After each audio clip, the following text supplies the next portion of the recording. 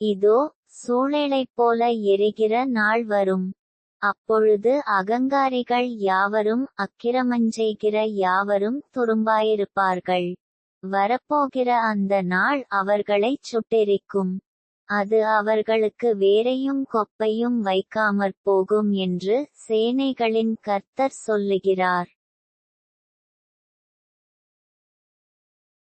ஆனாலும் என் நாமத்துக்கு பயந்திருக்கிற உங்கள் மேல் நீதியின் சூரியன் உதிக்கும். அதின் செட்டைகளின் கீழ் ஆரோக்கியம் இருக்கும். நீங்கள் வெளியே புறப்பட்டுப் போய் கொழுத்த கன்றுகளைப் போல வளருவீர்கள்.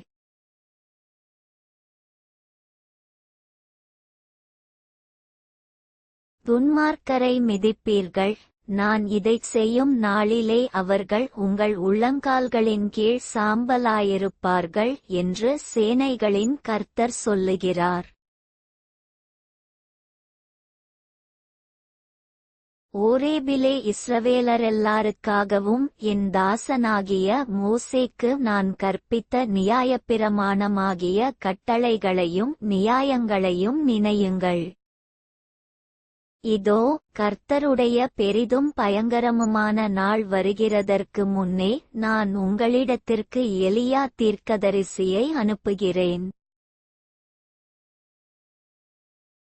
நான் வந்து பூமியைச் சங்காரத்தால் அடிக்காதபடிக்கு அவன் பிதாக்களுடைய இருதயத்தை பிள்ளைகளிடத்திற்கும் பிள்ளைகளுடைய இருதயத்தை அவர்கள் பிதாக்களிடத்திற்கும் திருப்புவான். பழைய ஏற்பாடு முற்றிற்று.